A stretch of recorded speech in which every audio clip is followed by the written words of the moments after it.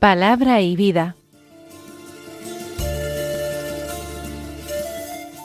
Con el padre Manuel Horta, desde Sevilla.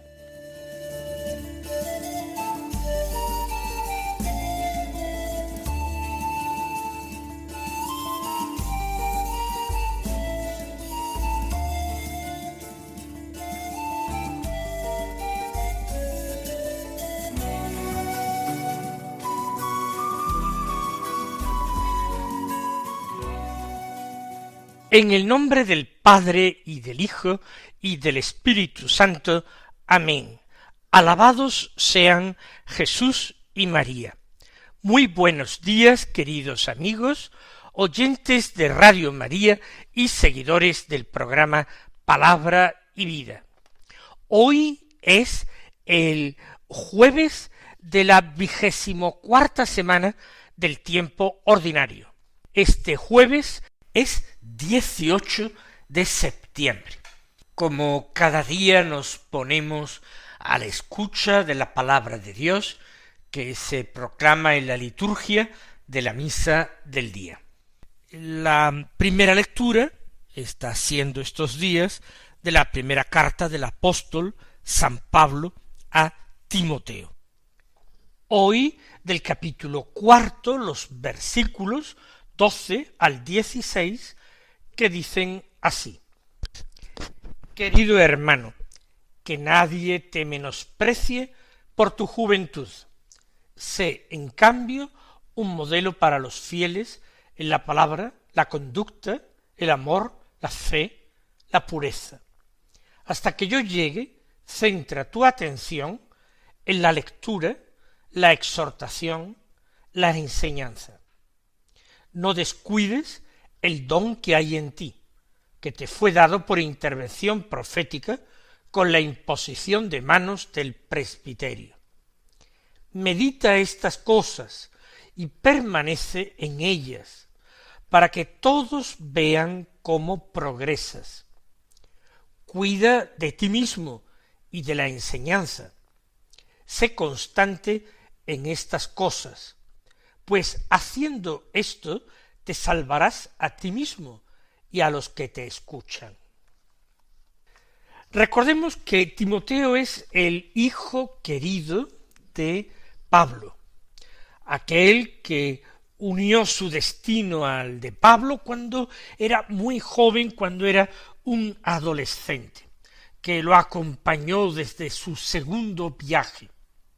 Y el apóstol lo ha dejado en la ciudad de Éfeso, en la importante, rica, complicada y difícil también ciudad de Éfeso, en una cristiandad formada, cultivada por Pablo.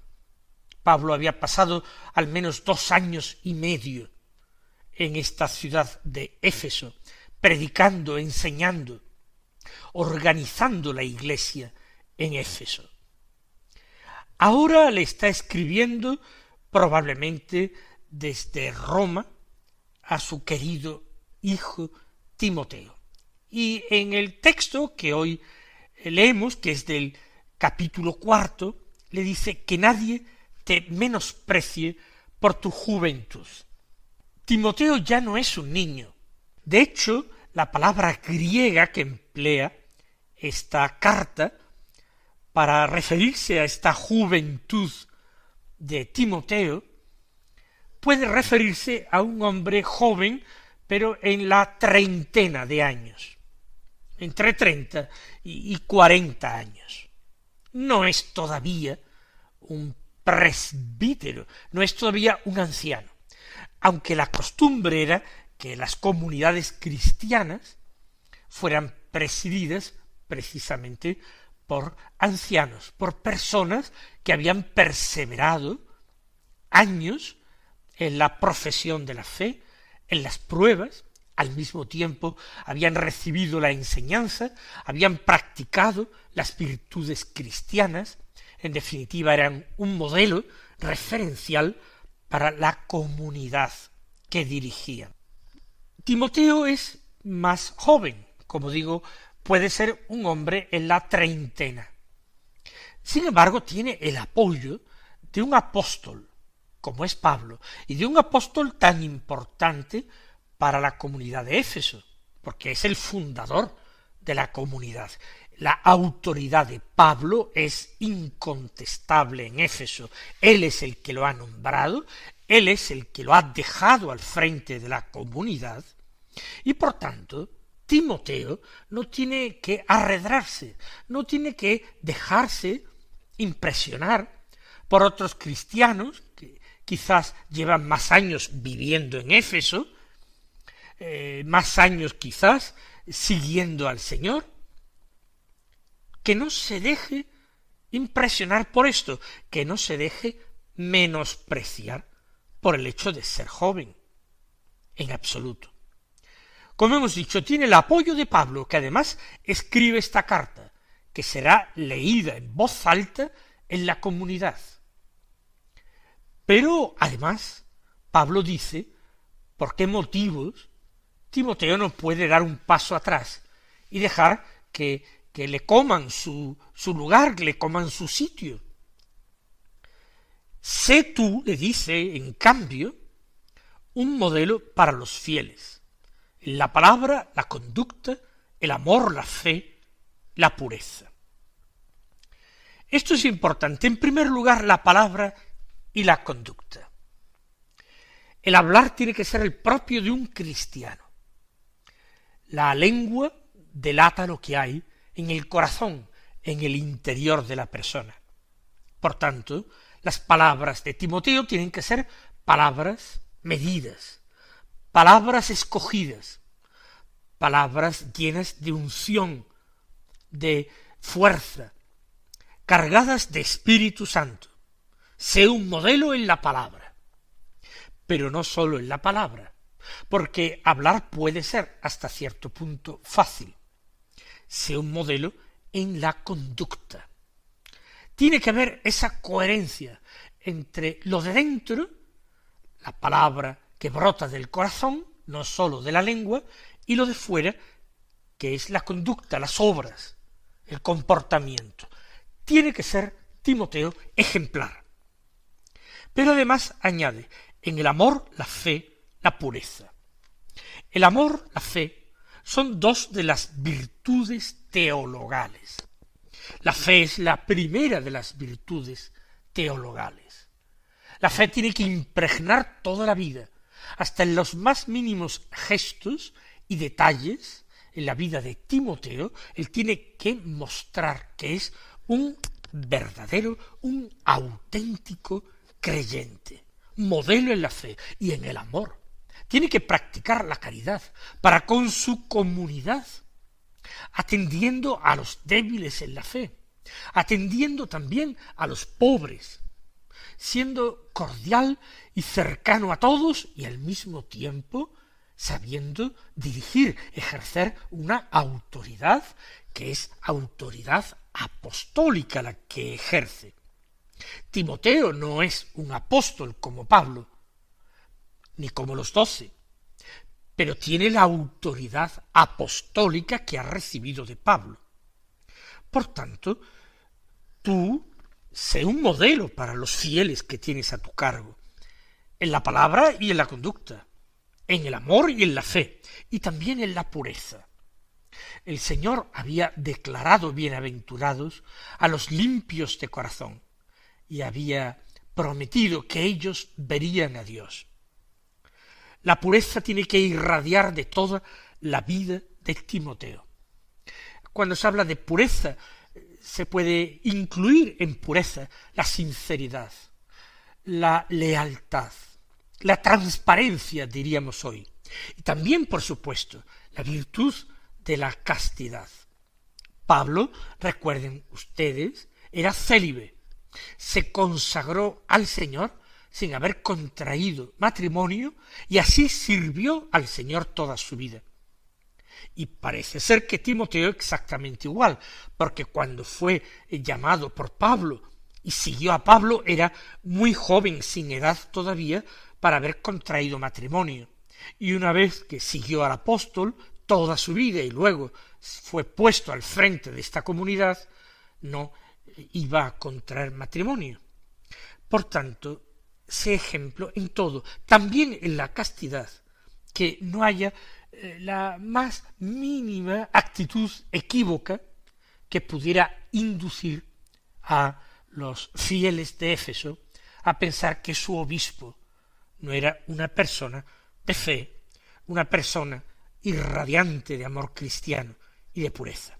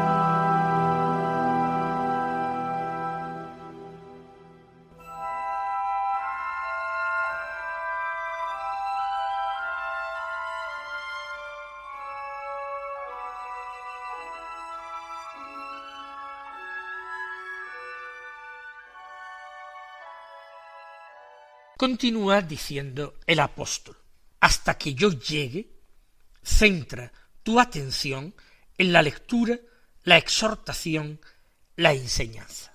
Hasta que yo llegue, de nuevo se da una indicación en la carta de que el apóstol Pablo tiene el deseo, la intención de ir a ver a Timoteo. Es verdad que escribe la carta diciendo tal vez tarde. Él no sabe los planes que Dios tiene sobre él, no sabe cuáles serán los caminos que el Espíritu Santo le haga transitar. Por eso escribe. Pero su proyecto es claro, no es clarísimo, hasta que yo llegue. Cuando Pablo llegue, pues si hay alguno rebelde o contestatario, él lo pondrá en su lugar. Hasta entonces, que no haya nada que reprochar en Timoteo, y dice, centra tu atención en tres cosas: en la lectura, la exhortación y la enseñanza. En primer lugar, en la lectura. En las primeras comunidades cristianas, lo mismo que en las comunidades judías, un lugar importante lo tenía la lectura de la palabra de Dios. Los judíos leían en la sinagoga la ley, la Torá y los profetas, y después comentaban estas lecturas y pasaban mucho tiempo en esta actividad, y luego oraban juntos y cantaban, rezaban salmos. En la comunidad cristiana se sigue lo mismo, se hacen lecturas. Lo que ocurre es que junto a esas lecturas, que nosotros hoy diríamos del Antiguo Testamento, de la ley, de los profetas de Israel, también se van haciendo lecturas, por ejemplo, de cartas de los apóstoles, o de escritos de los apóstoles.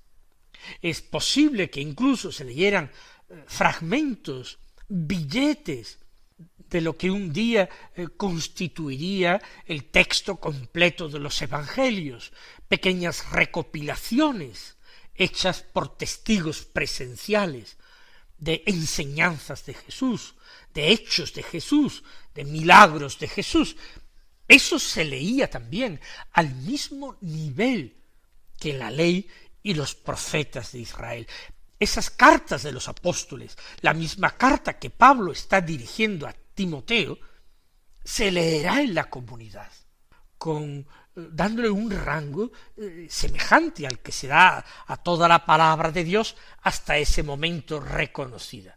Para nosotros también, en la liturgia, en la celebración de los sacramentos, no sólo de la misa, sino en la celebración de todos los sacramentos, la lectura de la palabra de Dios tiene un lugar importante. Entonces los textos escritos eran más difíciles de conseguir, eso por supuesto, porque tenían que ser textos manuscritos. Pero es que además eran también más difíciles de leer, porque en el griego bíblico original, los manuscritos originales no tenían signos de puntuación, y no digamos otros signos como de exclamación, de interrogación, no había signos. Por tanto, antes de empezar una lectura pública, a menos que el texto se conociera muy bien, convenía ensayarla, leerla, releerla, para captar su sentido y luego poder leerla bien. Centra tu atención en la lectura que tiene el obispo que preparar. Luego la exhortación. Después de la lectura venía una exhortación. Se invitaba a la comunidad a practicar las virtudes, a seguir los ejemplos que podían desprenderse de la lectura. Y por último, la enseñanza. Una verdadera catequesis articulada a partir de esos principales, lo que llamaríamos hoy artículos de la fe, que tenían que ir siendo expuestos con un cierto orden, enlazándolos unos con otros, dando a conocer a los fieles la coherencia, la racionalidad y la belleza de la doctrina cristiana.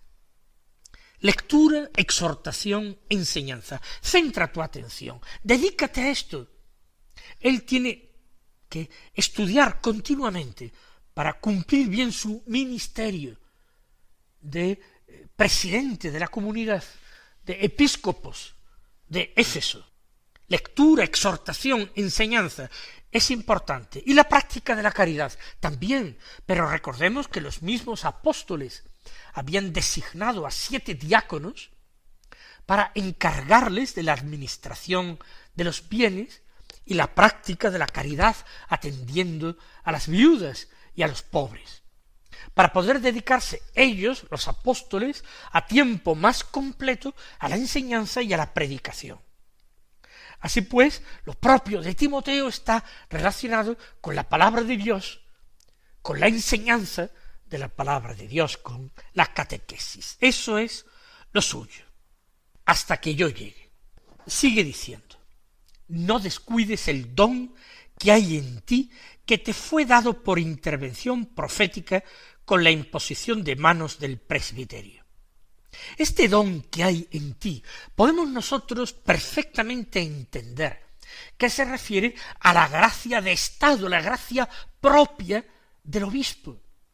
Hoy nosotros podríamos decir que puede referirse a ese sello sacramental recibido por Timoteo para ser capaz de ponerse al frente de la comunidad.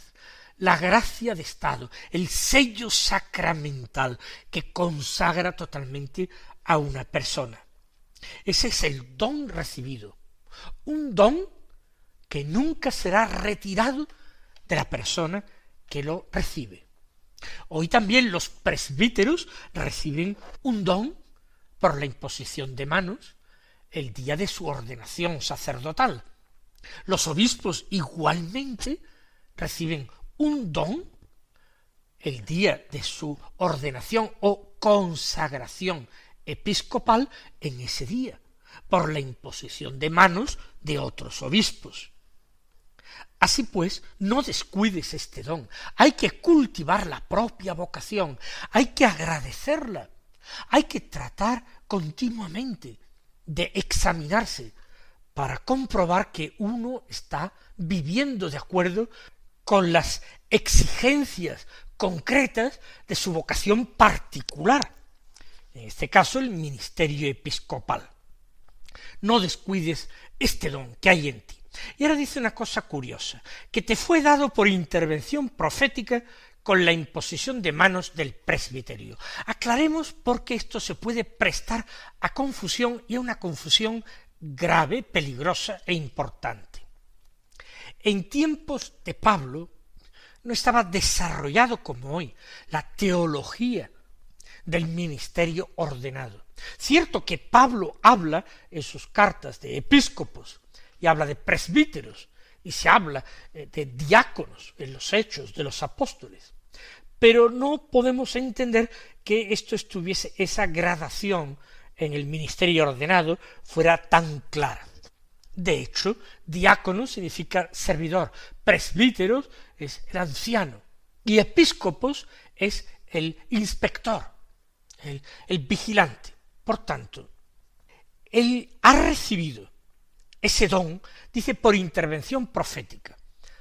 Quizás es Pablo quien ha discernido esta vocación de Timoteo y a eso se refiere de intervención profética. Ha recibido una palabra de parte de Dios, Pablo, en el sentido de que Timoteo debe ser consagrado, ordenado, obispo. Y dice, y con la imposición de manos del presbiterio. Lo que confiere el episcopado no es que los presbíteros, por lo menos los presbíteros entendidos, como son hoy los presbíteros, nosotros llamamos los sacerdotes, la imposición de manos del grupo de presbíteros no convierte a Timoteo en obispo. Es preciso la imposición de manos de otro obispo. De hecho, es Pablo quien ha impuesto las manos en Timoteo. Eso sí, igual que en las ordenaciones sacerdotales de hoy, todos los presbíteros que participan de aquella celebración, de aquella administración sacramental, ellos también imponen las manos, aunque el don no lo otorgan los presbíteros con su imposición de manos, que no pasa de ser un gesto, sino otro obispo es el que comunica esa gracia sacramental. Y termina, medita estas cosas y permanece en ellas para que todos vean cómo progresas. Lo mismo, que todos vean que es un modelo para los fieles. Timoteo tiene que ser un modelo, y un modelo en continua progresión. Cuida de ti mismo y de la enseñanza, insiste Pablo, como todo buen padre a sus hijos. Sé constante en estas cosas, pues haciendo esto te salvarás a ti mismo y a los que te escuchan. Esta es la conclusión del texto de hoy, y nosotros damos gracias al Señor porque también está cargado de enseñanzas para nosotros mismos. Que el Señor os colme de sus bendiciones y hasta mañana si Dios quiere.